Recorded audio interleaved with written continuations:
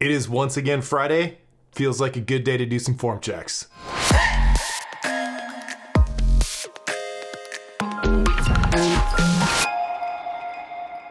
Hey guys, welcome back to Form Check Friday. Thank you for joining me. As always, we've got a great group of submissions this week, I hope. As you guys know, I have not seen any of these yet, so thank you to everybody who submitted.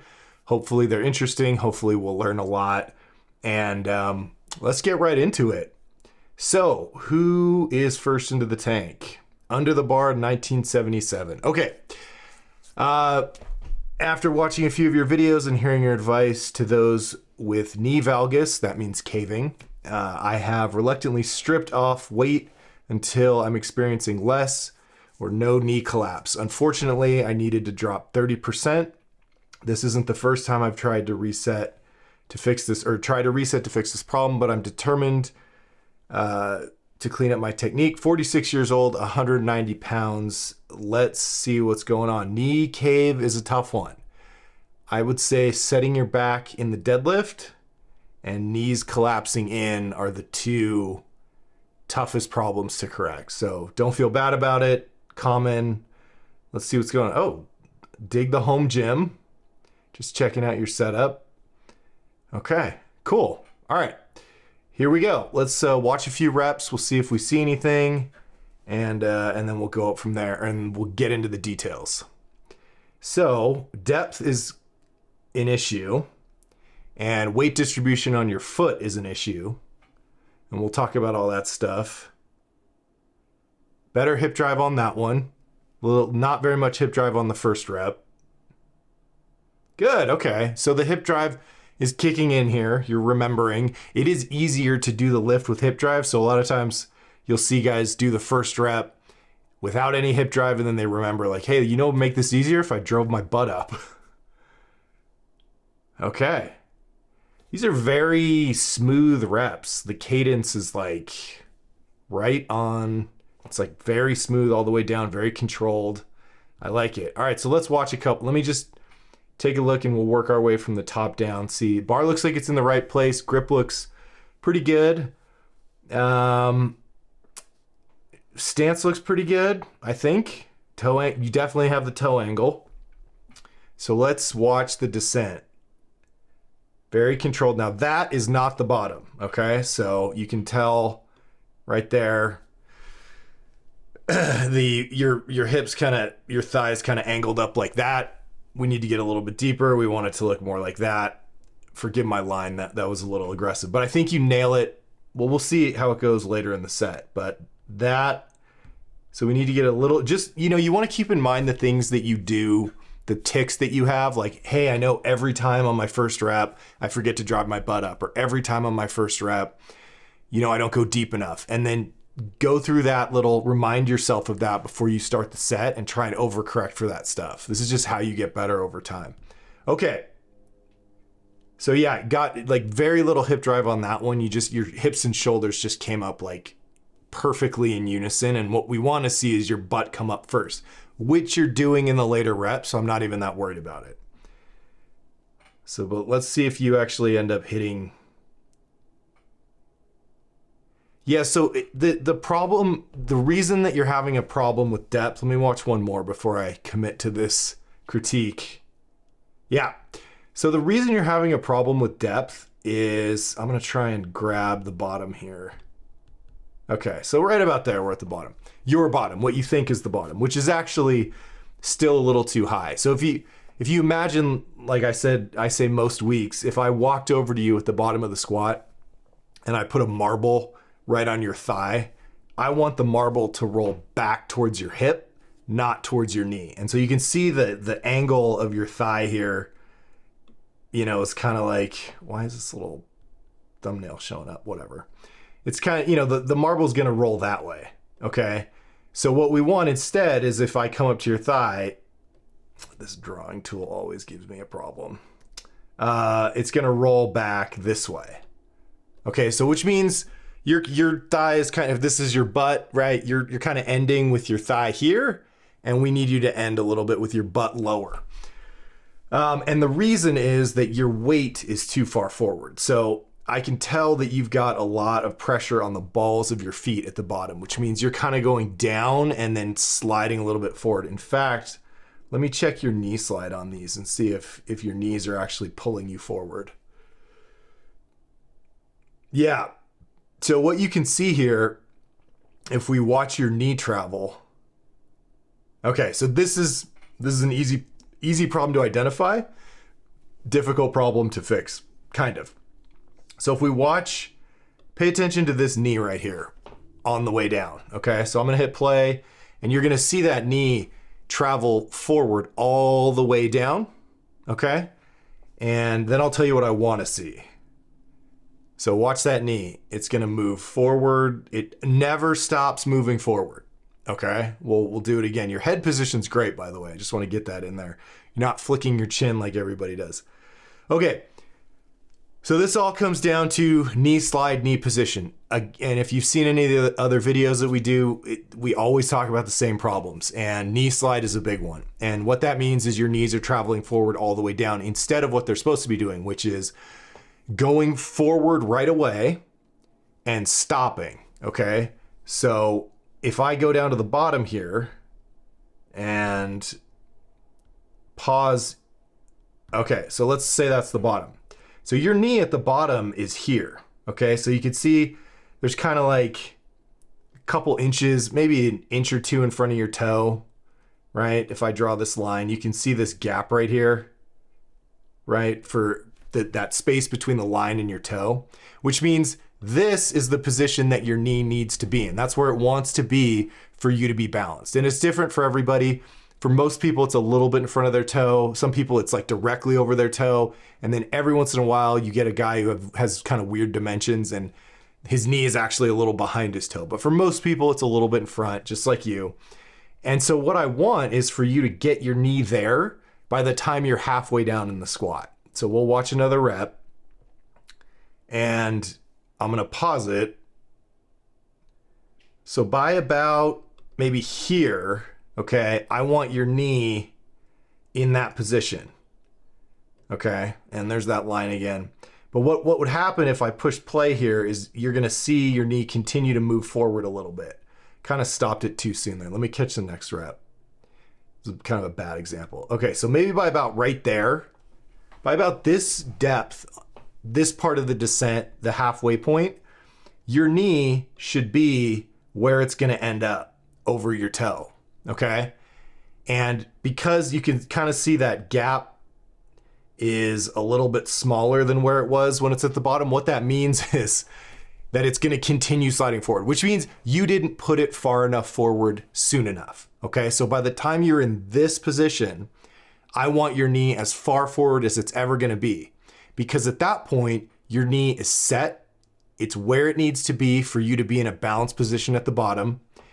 And then you can focus on the second half of the descent, which is reaching back with the hips and stretching out the adductor muscles, right? So once you set the knee forward, the next step is you kind of stop thinking about the knees and you start thinking about shoving your ass back, reaching back with your hips, shoving the knees out and getting that real nice stretch in the adductors. And it's that sitting back, that reaching back part that you're missing, right? Because you didn't get your knee far enough forward, it needs to go to that position or you're going to be off balance. So it's just going to keep pulling you forward. So you feel like you're getting lower, right? I mean, technically you are descending, but you're going down and forward onto the balls of your feet. And the angle of your thigh your butt never finishes dropping down.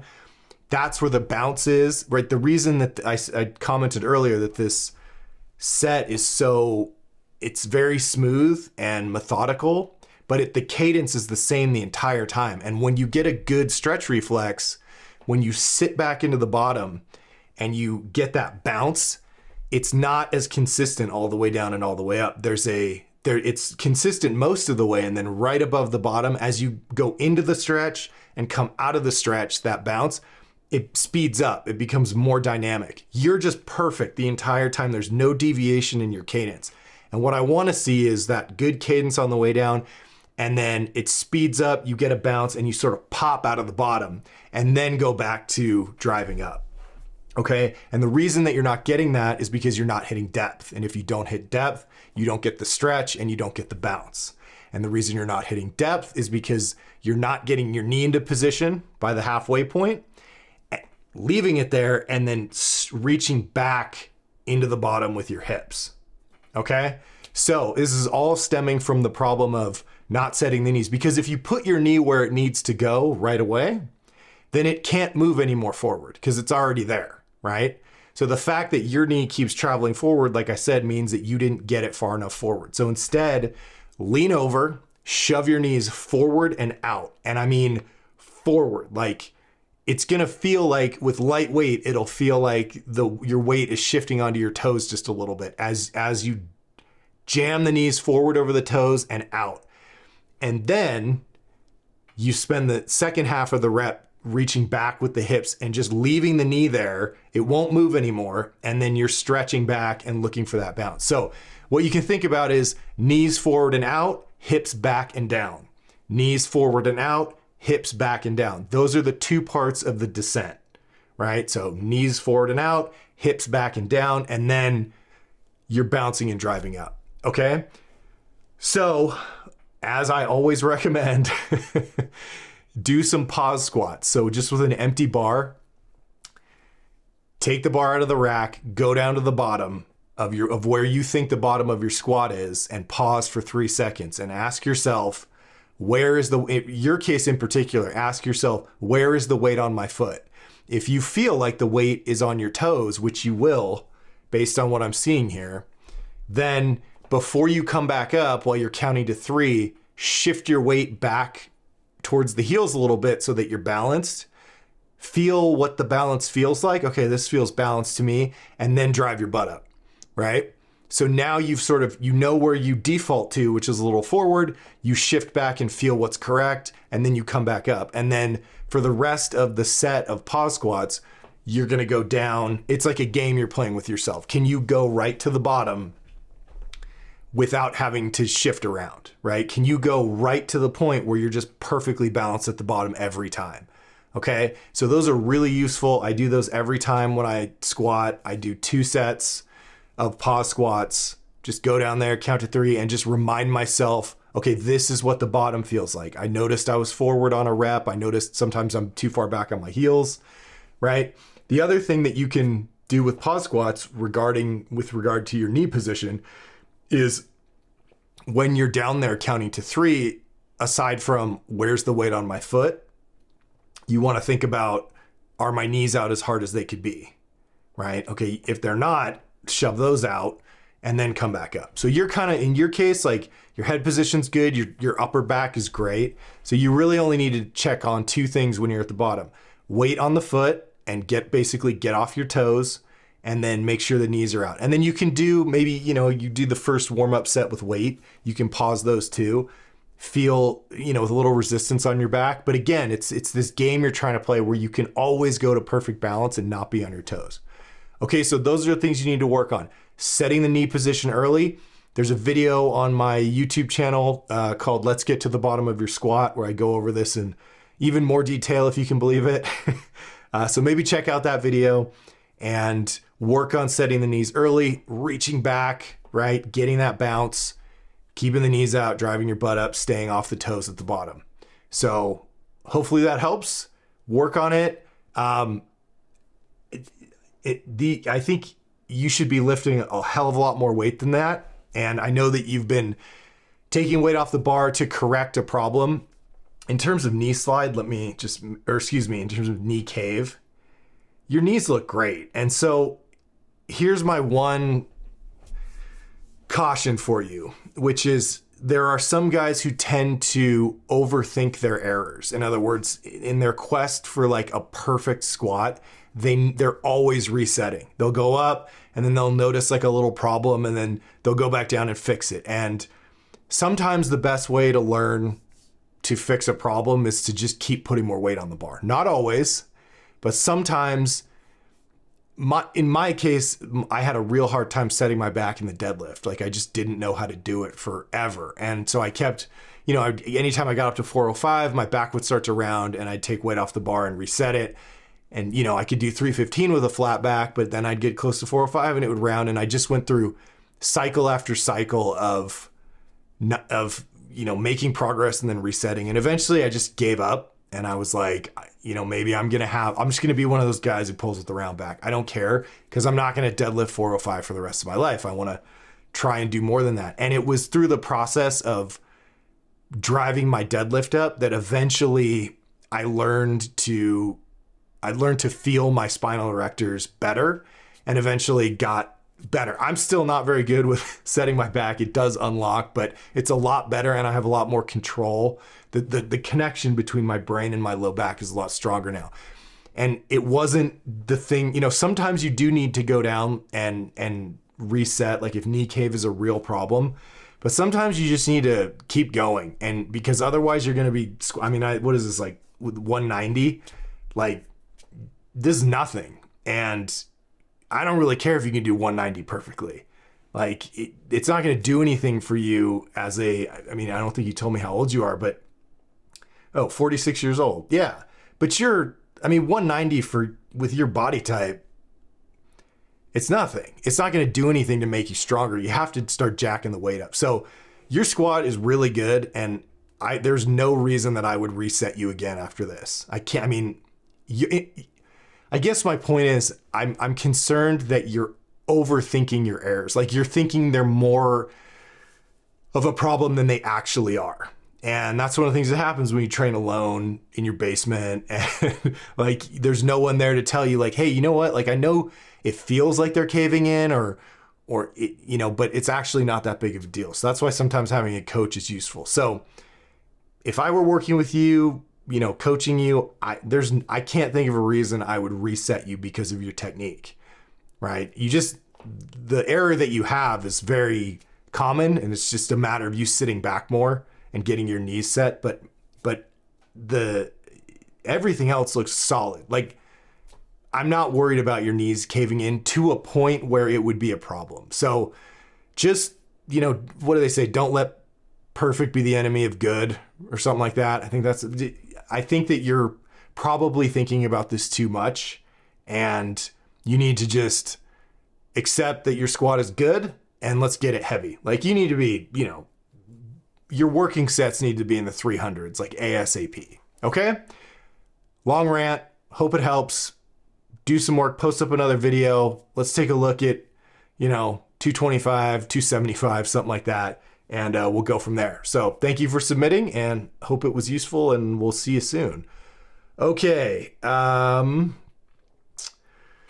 Next one. Thank you for taking the time to do these each week. Happy to do it. 37, 5'11", 270 pounds. Okay. There we go. Work a rotating schedule from 2 weeks day work and 2 weeks night. Also have 3 kids under 4. Whew, okay. Should my expectations with strength gains be tempered a little? Well, let's see the rest of the thing. Reason I say that is I ran my deadlift up to 465 and my squat to 395. Great. But came tumbling down and now I'm trying to rebuild my squat up. I'm too hefty. What are you, 270? Okay, too hefty to want to gain weight, but I also don't want to lose much. I already completed a weight loss of 200 pounds from my heaviest of 455 pounds. Dude, good for you. Like that's awesome. And you should be, you put an exclamation point, so I'm assuming you're proud of that. But to go from 455 to 270 is not an easy thing to do. So very impressive. I lost so much damn muscle during that process, just trying to get some back. I don't know if you were lifting during that process, so I can't really say. Usually if you lift while you lose weight, you can preserve a lot of your muscle tissue. That being said, a lot of times when I hear stories of guys going from, 400 plus pounds down to the 200s, they weren't even lifting. They was just all focused on fat loss. So it doesn't matter. It's way healthier for you to be 270. If you lost some muscle mass in the process, so what? You can get it back. You're only 37, so we got some time. Here's my squat. Just want to make sure I'm not, my form is dialed in before I start to blame my light squat numbers on my eating habits. Okay, 5'11", 270, 37 years old. Let's take a look. All right. So I cannot, well, bar position I think looks good. Kind of hard to see. Oh, a little shaky there. Okay.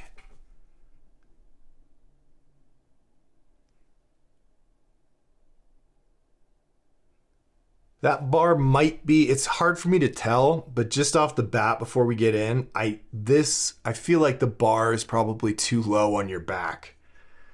So it's kind of here. And I feel like it probably needs to be a little higher. It's hard, like I said, it's hard to tell from this angle, but it looks like that bar has slid down your back quite a bit. So remember, it's just below the spine of the scapula, right? So here's the spine of the scapula. There's a little dent. When you bunch your shoulders together, you can kind of see it.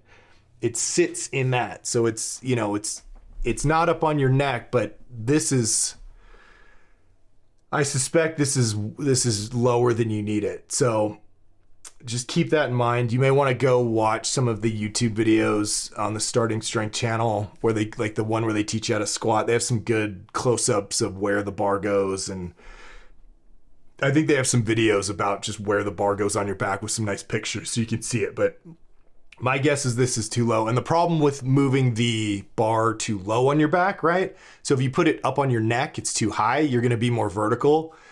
If you put it too low on your back, you're going to be too horizontal. So you're going to lean over more than you should.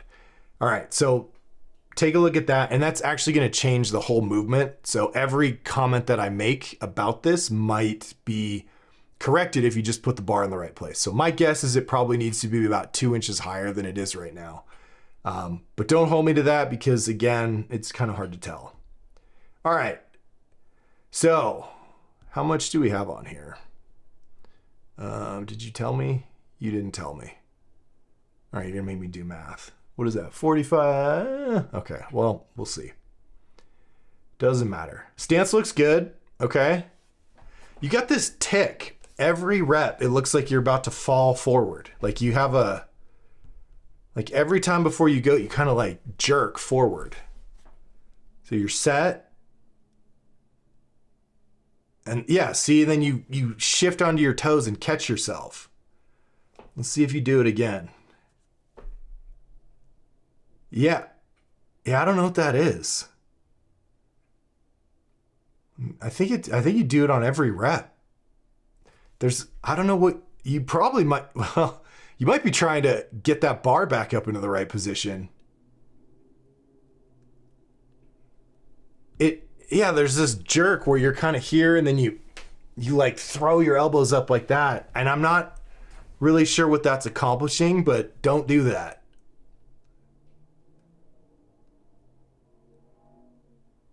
Yeah.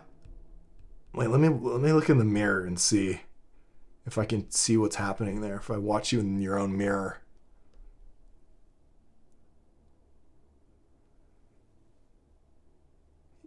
My only guess is that that bar is sliding down your back so much that you're trying to throw it up a little higher, which means, again, it's not in the right place. So the way you know that you have the barbell in the right place is when you go down and you come back up to the top of the squat, it's still in that place. So if you put it too high, when you get back to the top, it will have rolled up your neck. And if you put it too low, when you get back to the top of the rep, it will have slid down further. If you put it right over the spine of the scapula, or just below the spine of the scapula, right, in that little shelf, it'll just sit there correctly, right? It'll be in the same place the whole time. So my only guess with that little tick that you're doing is that you're trying to hoist it up a little bit higher because it's falling. I don't really know. Whatever it is, you should not be doing that because you want to be rock solid and motionless at the top, like just steady. So in between reps, you need to get yourself back into the correct position, right? So you got to retighten the things that got loose from one rep to the next. But it shouldn't involve jerking around like that. All you should be doing is taking a deep breath, getting your chest up, right? So you get to the top, right? Big breath, chest up, elbows up, kind of shrug up a little bit, get tight here, and then you go. Okay, but this little like jerking thing is, I just bumped my desk. Okay, It's a weird tick, and it's kind of dangerous to be doing something like that at the top. You don't know if that bar is gonna get out of position real quick and you're gonna eat it. So, yeah. All right, so we did the top. Let's work on the rest of the form here. So stance looks pretty good.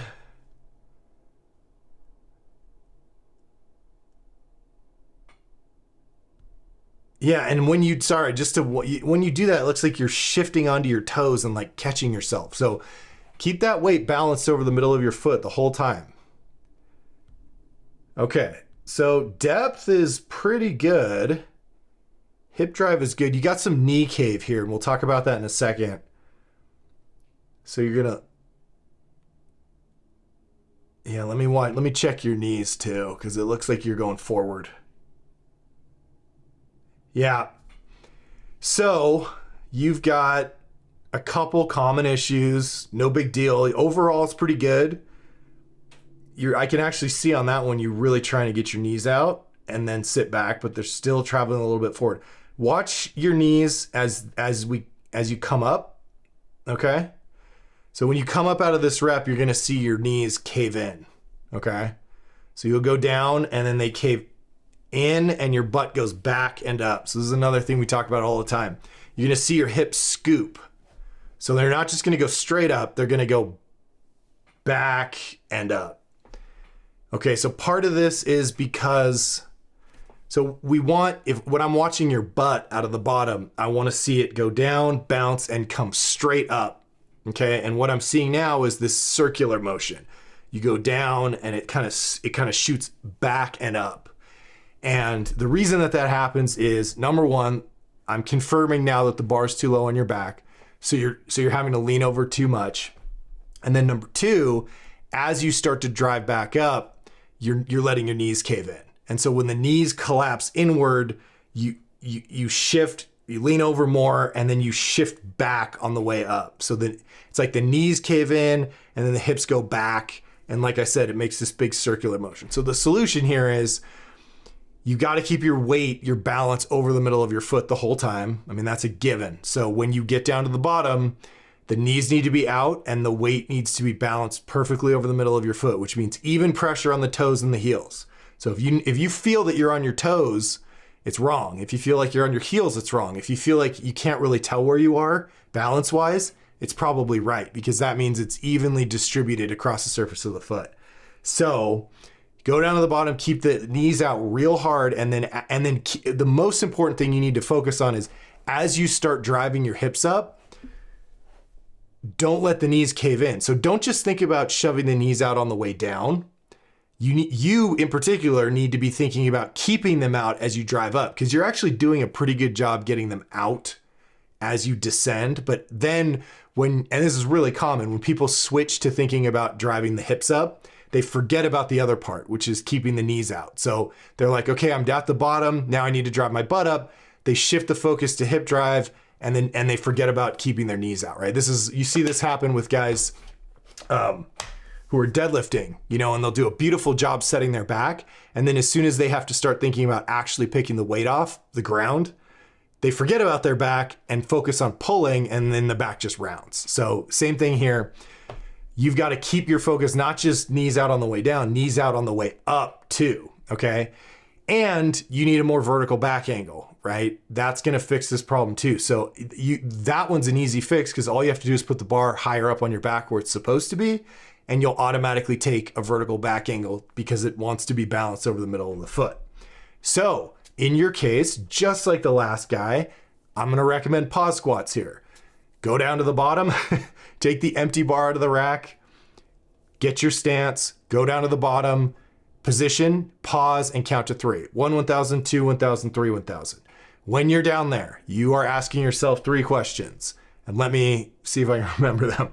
Is the weight balanced over the middle of my foot, or am I on my toes or my heels? Okay, if you're on your toes or you're on your heels, well, in those 3 seconds, shift back or forward into balance, feel it, register what it feels like, and then come back up. Okay, the other question you're asking yourself is, are my knees out as wide as they can be? If they've caved in a little bit, you have 3 seconds down there, shove them back out. Feel it, then come back up. The third thing is, when you go down there, did my chest collapse, right? Did I round my upper back, or is it still up and tight even though I'm leaned over, right? So if you rounded it like this, you have 3 seconds. Tighten it up, arch it, come back up, okay? Balance, knees, chest. Those are the things that you're asking yourself while you're down there counting to 3. And if you made any of those errors, this is your time to correct them, to feel what it feels like when it's correct, and then come back up. And then the next rep of the set, if you're doing a set of 5 pause squats, you're trying to get down to that perfect bottom position without having to shift around. This is exactly what I talked about in the last one, but if you skipped ahead in this video, I'll just reiterate it. So now it's a game. Can I go right to balance without having to make any corrections? Okay, so try that with the empty bar, drill it. You want to learn what the correct bottom position feels like. Balance, knees out, chest up, and then come up. And then practice with some light weight. Put 95 on, put 135 on, and do some pause squats. And just do these every time you squat, right? So that you get a feel for, you remind yourself before every workout exactly what the correct bottom position is. And then when you get into your work sets, pay attention to the weight on your foot, pay attention to your knees, and try and, go right to that perfect balance position that you drilled earlier, and everything will clean up. So all the other issues I see here, like with depth, you're a little bit high sometimes on these, and your knees are sliding forward a little bit. I'm not really that worried about them. I feel like if you correct the bar position and you work on some pause squats and balance issues, you're going to clean this thing up. So overall, you're doing fine. You're doing great. Okay. So let me just watch one more rep and make sure there's nothing I left out here. Get rid of that little tick. Yeah, I mean, you got the overall thing down. Like you're doing great. Okay, so just drill that bottom position a little bit better. Get used to it. Let me see if there was any other questions you had for me. And you asked, should my expectations with strength gains be tempered a little bit? I mean, I don't know what weight you're working with right now. I don't think you said, but you told me that you got your deadlift up to 465 and your squat up to 395. I mean, there's no reason that you can't get back to 395 or 405 or beyond that. You're not you're 270. You're a big dude, and you don't need to. You can you can squat 500 pounds at 270. You don't need to be 455 to squat 500 pounds. So there's no reason that you can't get back to. So it's hard for me to manage your expectations, but 37, 511, and it's 335. Okay, good. Sorry, I missed it up here. So you're working with 335 right now, and if you dial in your technique, that's going to get more efficient. Yeah, I mean, you should be a 500-pound squatter. Why not? I don't see any reason why you can't get there. So, I mean, obviously you have 4 kids and you work a crazy schedule, and that's going to be an issue. But,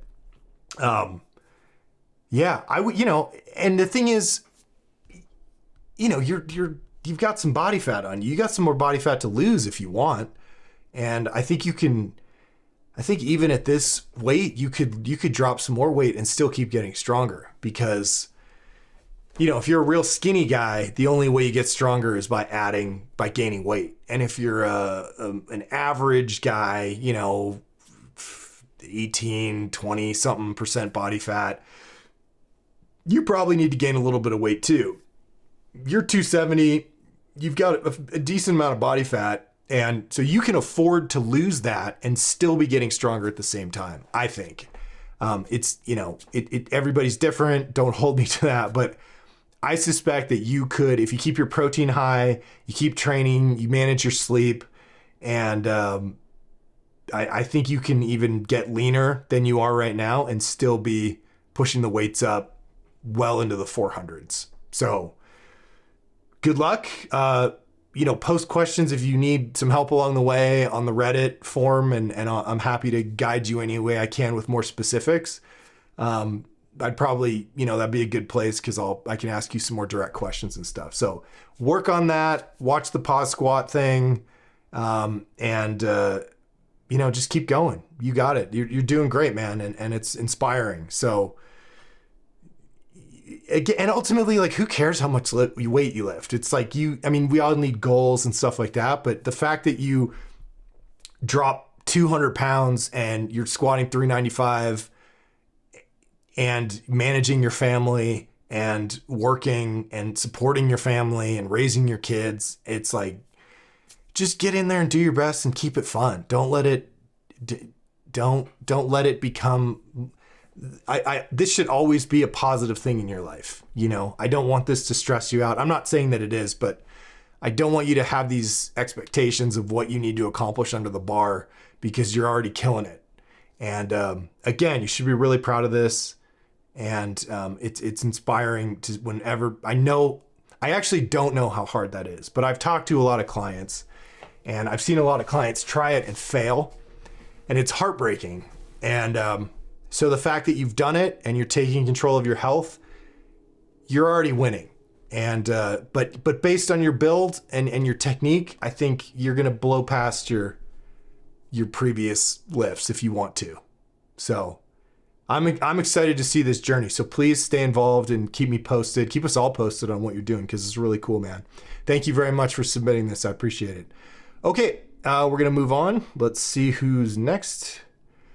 Thanks for doing this. Deadlift is feeling heavy and I think my knees are caving in. Okay, very short description of the problem. Let's see what's going on. Hey, it's Greg. My man, Greg. Okay. Very narrow stance. Maybe I told you to do that. It's not bad. Okay. All right.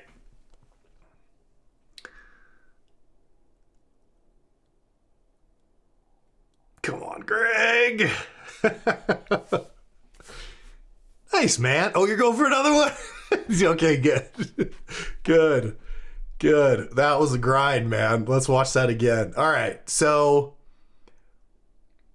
let me watch your knees and see if there's an issue there. I mean, it looks like you're pushing them into your elbows.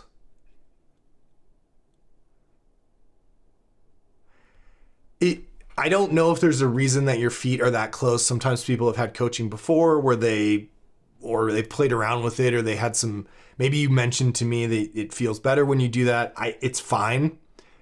If you want to have your feet that close, I would probably, if there's no reason that you're doing it, widen them just a little, like widen the heels just a little bit. But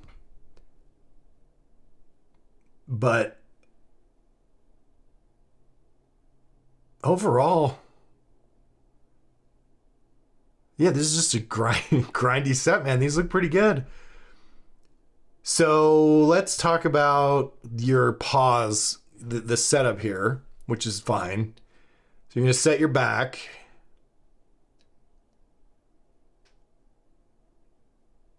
Okay, so do you see how you go from hips up and you're gonna set your back and start picking it up in one motion? There's no delineation between you squeezing your chest up and trying to pick the bar up off the ground. So let's watch it again. It's like this, and it's almost like you're kind of levering it up, right? So the back gets set, the hips kind of drop a little bit, and then at the same time, you're trying to pick the weight up. So it's like this rocky motion. Usually when that happens, the bar swings off the legs a little bit, which it did very subtly there. I mean, you pulled it right back on. So let's see what you do on the next rep. Yeah, so we'll watch the last one. That one you kind of had a little pause on. So overall, I mean, this is a fine deadlift in my book, but I want to tighten it up a little bit for efficiency. So off the floor, what gets the bar off the ground is you pushing with the legs. You're doing a leg press, basically. Your platform is the sled, right? Like imagine you're doing a leg press machine and your quads are pushing the floor away. That's how you start the deadlift. You don't start the deadlift by using the momentum of dropping your butt and kind of levering it up and opening up your hips at the same time, right? You get set and then you push the floor away from you. And so my classic deadlift cadence thing that I say all the time, the order once you have your hands on the bar is breathe, squeeze, pause, pull, right? Breathe, squeeze, pause, pull. Take a breath, squeeze your chest up, AKA set your back, pause, and pull. And the pause is there to give you an opportunity to make sure that you are as arched, that your back is as tight and locked as it can be before you start initiating the pull, and that you didn't move the bar somehow. Like if you went to set your back and you dropped your butt and you nudged the bar a little bit, you have that little pause to pull it back over the middle of your foot before you start trying to push it off the ground. Okay, so I know we always call the deadlift a pull. The deadlift really is a push. It's a push off the floor. So I want you to put that pause in there. And let me see if I have a video of my man. I think he was in like Lebanon or something, but I saved it. Deadlift pause, James. Oh, here's an example of one of my guys, James. So let's see if he does it, because I marked it as a pause. But let's watch his back. See that pause before he starts to pick it up? So he's going to set it down, and then he's going to set his hold it, and then it just has to be a beat. It doesn't have to be very long. And then he goes, okay? That one. All right. Where's the other guy?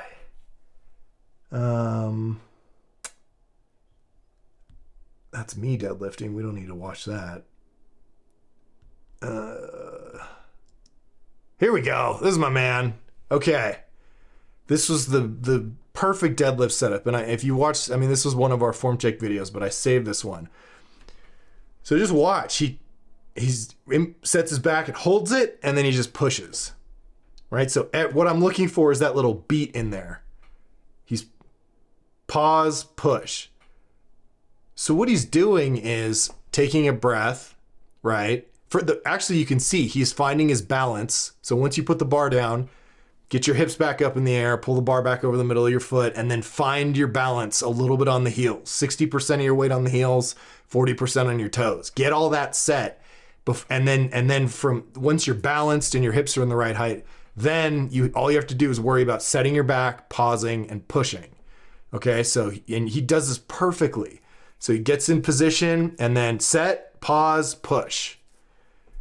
And it just ensures that you're tight, that there's no slack in your back. It's like you squeeze your chest up and then you go, okay, in that pause, you're asking like, am I as squeezed up as I could be? Or could I get even tighter here? Because the more tension you can generate throughout your entire body, the more stable you're going to be, the more efficient the lift's going to be. So if you set your back and pull at the same time like you're doing, then did you really set your back as hard as you could? Because you kind of just went right into the pull before. Maybe you could have locked it a little tighter. And then if you don't fully set your back and then you pick the bar up off the ground, that's just going to get worse. Like you can't get it tighter once you have 360 pounds in your hands. So if it's a little soft, it's just going to get more round and more round as you pick the weight up. So that pause is there to make sure you're as squeezed up as you can be. So overall, I think your deadlift's great. I just think that if you put that extra little beat in there and focus less on levering this thing up with the momentum, it's almost like you're using the squeezing of the chest up to start the movement. And it's not. It's a separate thing. It's locking your back so it's locked and tight. And then, good, I got that set. And now I'm going to drive this damn thing off the ground with my legs by pushing. Okay. And so try that. See if you can like practice it at lighter weights. Like if you have a light deadlift day. That last rep was a little better. You actually put the pause in there, probably because you're tired. But yeah, overall, I mean, good. This is just a minor tweak to work on the overall efficiency of the lift. But I think it's pretty good here, man. So thanks for submitting. Let's see the next one. Let's see 405, Greg. Come on, man. Here we go.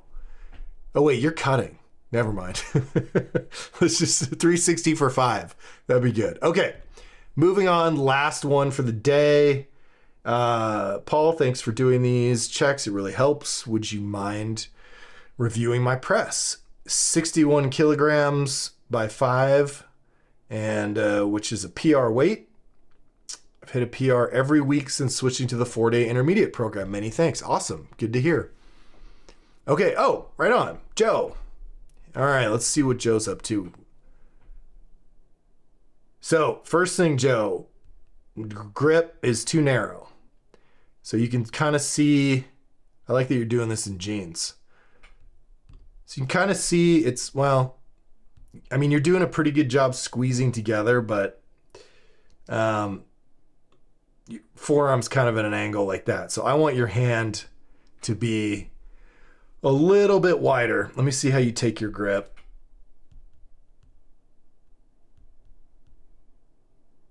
Yeah, so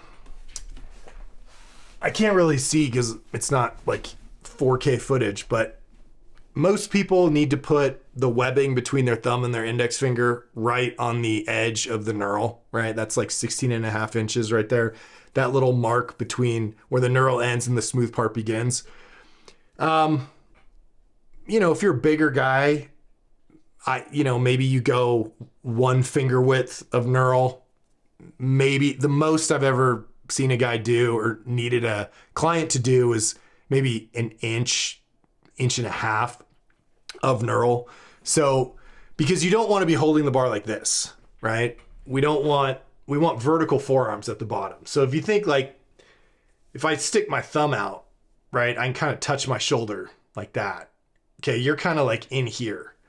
So we're pushing the bar up in a straight line. So we want vertical forearms. We don't want to be out like this and we don't want to be in like this. So you're kind of in like this. So I think you need to go maybe 1 or 2, maybe an inch or a finger width between the edge of the knurl. So you can see an inch of knurl between the webbing and the thing, and then set your grip, take it out. And so you can see yourself in the mirror, right?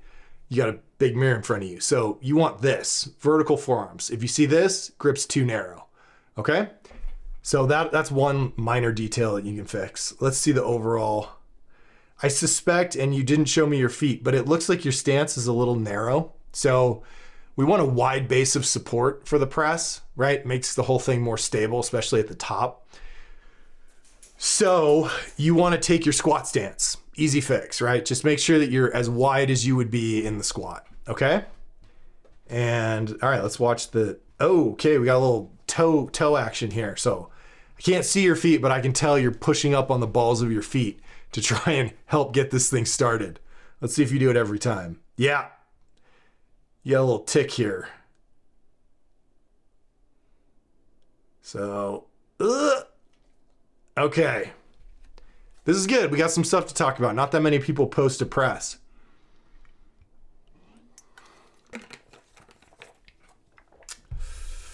All right.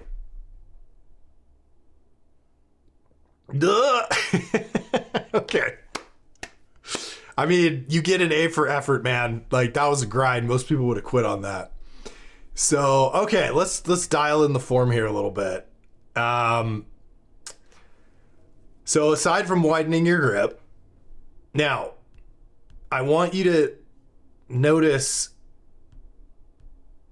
yeah, so again, I can't see your feet because you conveniently cut them off. But I can tell just that if we had a camera lower, I would see your heels lift up off the ground. In other words, the bounce that you're trying to generate, you're doing it in the wrong place. You're trying to use you're trying to use different parts of your body, including your calves and ankles, to get that weight started. Yeah. So feet have to stay planted on the ground, right? Heels, toes, solid. Like, just like every other lift, we want even pressure. Toes in the heels, the feet are bolted to the floor. Hopefully you're wearing weightlifting shoes here. If you're not wearing weightlifting shoes for the press, it's a huge mistake. Trying to do a press in sneakers is like, it's so much harder. So I assume that you got your weightlifting shoes on. Now, the bounce comes from the thighs and hips, okay? So you're gonna take the bar out of the rack. You're gonna get yourself elbows up and in, and you've got that. You just need to widen the grip a little bit. You're gonna take a big breath. You're gonna make sure your abs are real tight. So make sure that belt is tight enough to kind of cue you to keep your abs tight. And then you're gonna pop your hips forward, okay? Now, it's very, very important that you don't reach forward from here, your low back, okay? Because a lot of times people try and get that range of motion, that forward motion from the low back, and you end up like hurting your lumbar spine. So you've got these little facet joints in the back of your spine, and they do fine when you flex and round, right? But there's not a lot of clearance between those little joints. And to overextend, they kind of crack into each other. And you'll know, like if you'll feel a real sharp pain in your back trying to reach forward from up here. So what I always tell people is you reach forward from here, okay? From your butt and your thighs. Like you're trying to keep your like your whole upper body rigid, like from your abs to your head rigid, and then you're trying to reach forward from your thighs. Okay. Here's the thing. I don't really care how far forward you push your hips. Okay. So the idea is you're going to pop your hips forward and then they're going to snap back.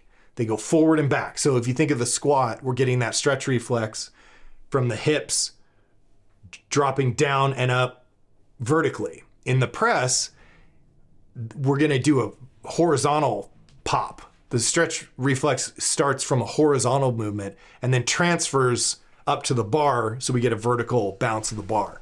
But the motion that causes that bounce is the hips moving forward and back, okay? So you're gonna pop your thighs forward and then you're gonna let them rebound. And this is important, I'm gonna talk about this in a second. They go out and back, out and back. Now, how far forward they go doesn't matter, right? It just matters that they go forward enough that you reach the end of the stretch so that they can rebound.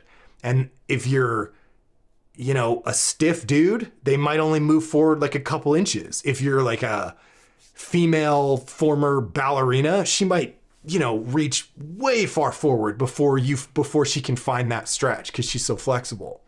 Okay, so, but it doesn't, there's no correct distance that your hips have to go. It's wherever the limit is. So if you get your entire body tense, right? So you take the bar out of the back of the rack, you're squeezing your grip, you're squeezing your forearms, you're squeezing your abs, you got a big breath of air, you're squeezing your thighs, like you're locking your knees so hard that your thighs are flexed and tight. Your entire body is just completely rigid, like rigid tension. And then you're just popping your thighs into that tension, pushing the hips into that tension. However far they can go without giving any tension up, in other words, without letting the knees unlock, right? That's it. Just go to wherever that tension is and let them bounce back. It doesn't have to be long. It just has to be dynamic so that that dynamic bounce transfers up to the bar and makes the bar bounce, okay? So a mistake that a lot of guys make is they think there's this like distance that their hips have to go.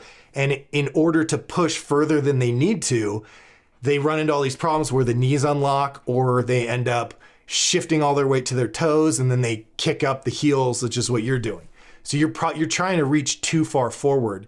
And because of that, you're relying on like, you're not really feeling the bounce because you're getting loose, you're losing that tension. And so in order to create the bounce, you're just defaulting to like flicking your feet and using your ankles and calves to create that bounce. So what I would do is take some very lightweight, maybe just the bar or maybe the bar and a 10 on each side or something like that, and just hold it and practice making that bar bounce. And remember, the bar bounce doesn't come from you doing anything with your arms. You don't actively try and make the bar bounce. The arms just sit against you and they rest here. Okay? So you're never actually trying to bounce the bar. That is a side effect of you supporting the bar against your ribs or your triceps on your ribs kind of, and then just letting it sit here while you pop the hips. And if you do that correctly, there will be a natural bounce, but you're not actively trying to make it happen, if that makes sense. It just rests here. And because of the dynamic hip thigh motion, you're going to create that rebound. Okay. So practice that with light weight. Just hold it. You don't even have to press it. Just pop the hips and try and feel that bar, feel the rhythm. Bounce, press, bounce, press, bounce, press, right? And make sure that you're just pushing the hips far enough forward that they rebound, and that you don't default to like compromising and bending the knees and flexing the ankles and stuff like that. Okay. Now, the other part of this is, and this is all tied together, right? So is that in order to get the distance that you do need to get, excuse me, stuttered. In other words, in order to have any range of motion to create that hip pop, your hips have to come back. So you push the hips and thighs forward, they hit the end of the stretch and they bounce back to neutral. That's what that's what the sort of lower half of your body's doing. Bounce forward, back. They don't just go out and stay there, because if you just push your hips out and stay there, then they're not going to come back and you're not going to get as much stretch reflex. And when you go for the next rep, your hips are just forward already. In other words, you haven't reset them back to neutral. So this happens all the time where you see guys. So if you see where your hip position is, you come back down and your hips are already, you're not real bad, but your hips are already forward. Okay, so you can kind of see you're already leaned back. This is also going to tie into the toe thing. So if you're starting, if you're at neutral and you do your first rep, so you pop your hips forward and then you press and get under it, and then you come back down and you leave your hips forward, right? Now they don't have anywhere to go when you try and do the next rep because they're already forward. So one of the things I do all the time with clients when I'm in the gym is when they bring the bar back down, I come and I pull their hips back to neutral, right? Because then they can go somewhere. Then you can recreate that bounce for the next rep. You see what I mean? So if you pop them out and just leave everything forward, you can't shove them forward for the next rep. And so then you end up defaulting to like, well, I know there's supposed to be a bounce, so maybe I just kick my ankles or bend my knees and use my quads to get it up. And that's not the right move. So in between each rep, after you press it and bring it back down, right? We always talk about you go through the mental checklist to set up every single rep. And that in the press, there's a ton of things that go wrong, right? Or that you need to get back into the correct position. So one of them is, when you're done pressing, your elbows are going to probably have fallen down. Your wrists will probably be bent. You don't have any air. So before you go in the press, you bring the bar back down, elbows up and in, right? Up, in, down, wrists straight, like knuckles up, eyes are straight ahead, right? Big deep breath, abs tight, legs tight, ready, go. Okay. And then you bring it back down. Elbows up, wrists straight, eyes straight ahead, big breath, abs tight, legs tight, ready, go. Okay. And you're going to add to that hips back to neutral, right?